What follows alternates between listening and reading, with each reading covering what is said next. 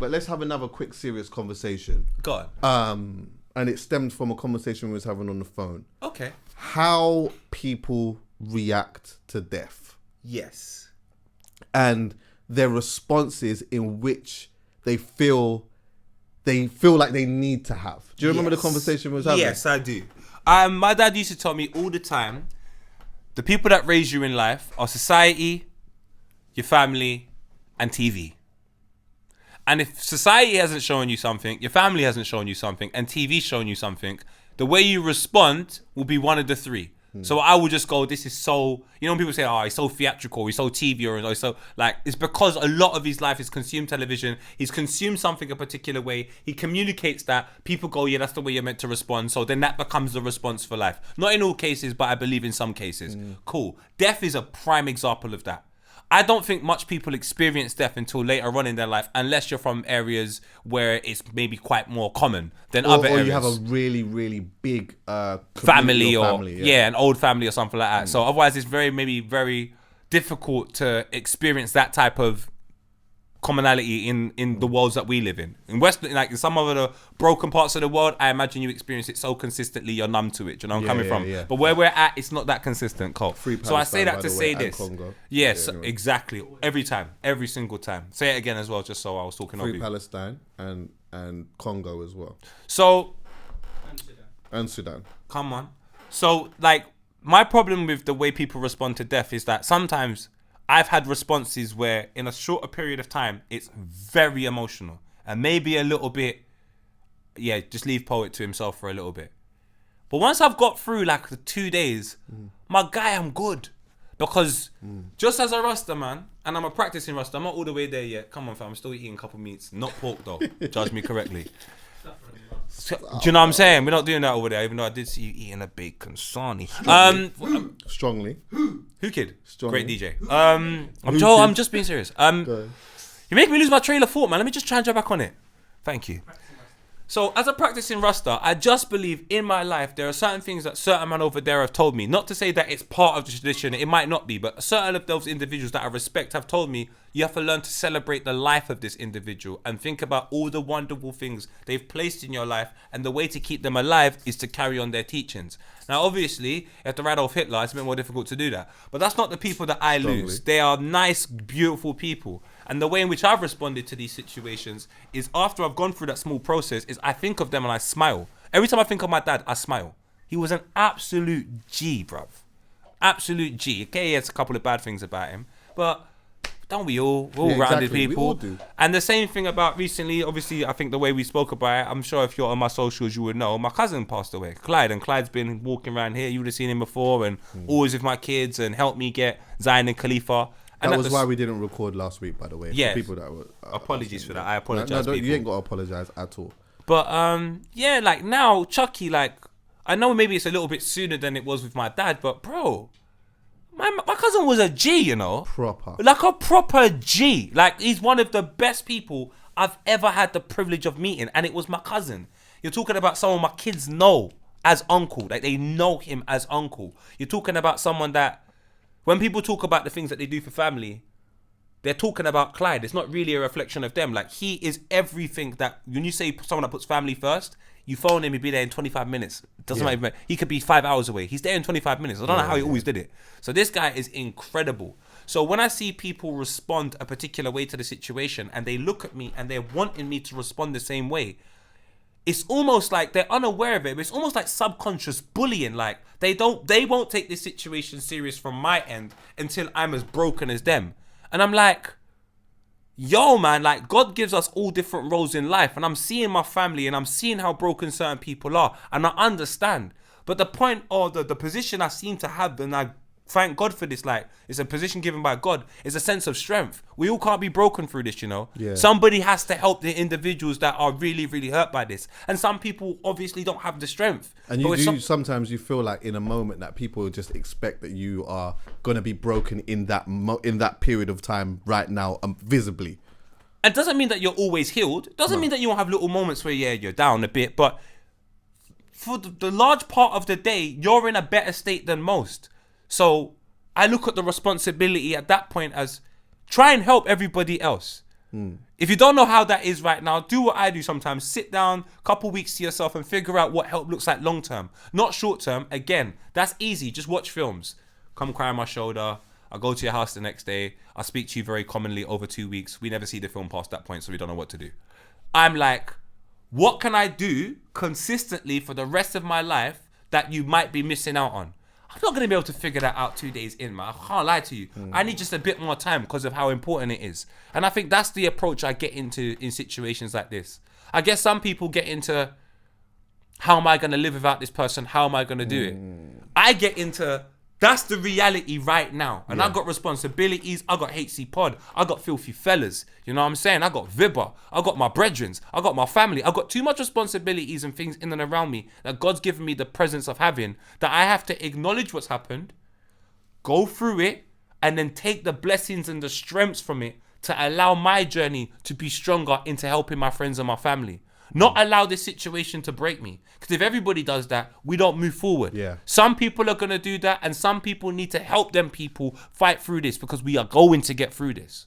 We're going to get through it. And I don't see that mentality with a lot of people, Chuckie. I see broken. And sometimes I'm like, this is not even how you feel. This is how you feel you should respond to the situation, because you don't know another way of responding. Right. The other way of responding is you being you. Right. Not you doing something that you think everyone's going to go, oh my God, they're really broken. If no one even knows you're broken, who cares? It's a conversation between you and the big man. Ain't nobody else need to be involved. 100%. And I think that is more the point, more than anything, because it's like, look, a disability, for example, isn't always visible. Yes. Do you get what I'm saying? Yeah, good point. If I say I'm disabled, but I'm walking up and down the place or whatever, you can't look at me and say, well, he's not disabled. He's got arms, he's got legs, he can walk around or whatever. When they see you in the badge, they're fuming when you walk out of the car.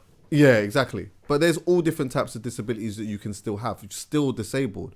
So in a situation like this, it's like, just because I'm walking around and I'm functioning very well, doesn't mean that I'm broken inside. I'm functioning in a certain way, but I'm broken inside because I'm going through something.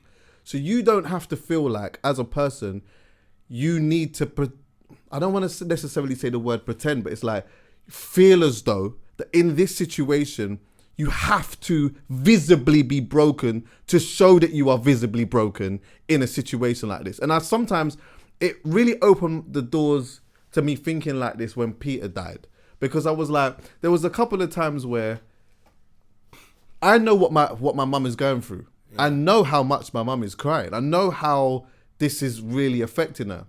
But also, there's only so much in a day that she's going to cry, because it's mentally exhausting. Yeah, of course. So at the time now that she's seen XYZ of a person, they're almost expecting that at this point, she's going to cry. So for them, they feel like, I've got to cry right now in front of Mumsy. And it's like, you don't have to, if this is not how you feel, if this is not how you feel, you don't have to do it, because it's okay. It's fine. It doesn't show me any less that you're any less broken because you're here visibly just hugging my mum and whatever else. You can still be feeling the same way. If you just don't feel that right now, you don't have to do it. There were so many times where, like, see my mum and then someone would literally look, they would look completely fine, bro. They'd like walk over, look completely fine. And as soon as they see her, they look at her in her face and then they would just start bawling. And it's like, I'm not saying you're not upset and you don't feel away, but you can show this. You don't have to cry in front of her to show that you're upset. You don't have to do that. Tears is not, just don't. You don't have to do that. We don't have. It's not, and it's on top of that. It's actually not even helpful. It's not helpful. It doesn't do anything. It makes things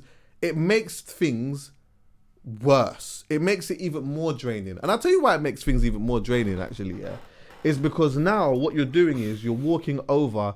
And you are, in some aspects, not all the time, but in some aspects, you're forcefully taking your energy and dumping it on someone else's shoulders, who's already got a world of emotions that they're having to deal with already. Or you're giving someone confusion. And confusion at a point like that, we ain't even got time to compartmentalize what's going on.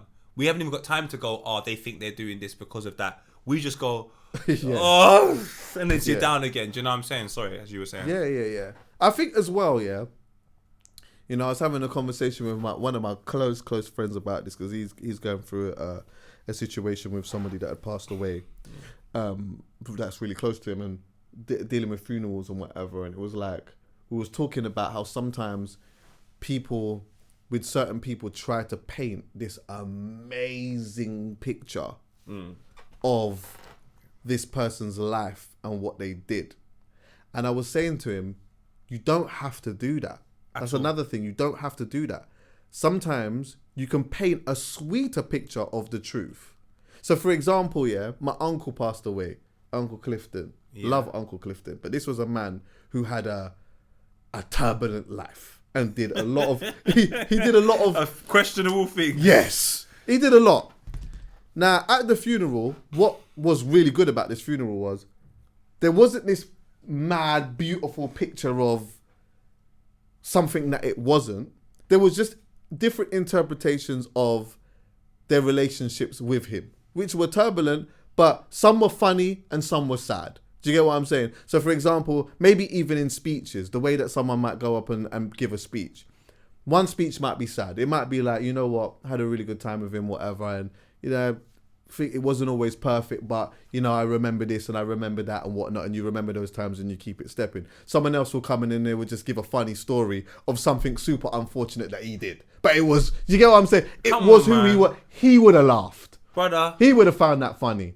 But what we didn't need to do was paint this picture, and create a ceremony that made this look like this was the most righteous best man ever human has ever touched planet Earth. I think I say all of that to say, I think that like over the years since these type of ceremonies have started, I feel like there's been a process. And everyone has always felt the need to just follow the process in the ceremony. But I do think that we don't always have to do it like that. There's elements that we can change to make it a little bit more fitting for the person and make it a little bit more, I think it makes it more wholesome, as opposed to, you know, sometimes you turn up to certain ceremonies and you're like, this is sad, but this don't even feel right.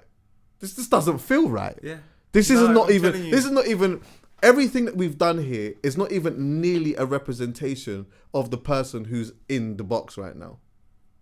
And you know what? Saying that, the moment you said that, it's made me touch on this situation. So before we even move on, I want to definitely big up my cousin Clyde and say the way they've celebrated him. Yeah, shout out the whole of the people them in Tottenham, man. Honestly, from my auntie Prudence, shout out Celestine. Shout out my closest friends that provided balance at a time of despair. They didn't come round and sit down and mope and so on and so forth. And maybe some people need that. But shout out people like Little Yaz, Mitch, my boy Wheezy, Courts, Pep, like Mark, Dorian. These people just came around and just showed love. Shaq, just good vibes. Max, like all of them were just showing good vibe, love. And it made you realise at that really bad point in your life, it made you realize why life was so beautiful. And then with that energy and love that all my people them are giving me, it allows me to be recharged to try and give it to everybody else, rather than being in a situation similar to my dad's passing and other negative things that have happened in my life where I haven't acknowledged that love around me and then just walked around a little bit bitter.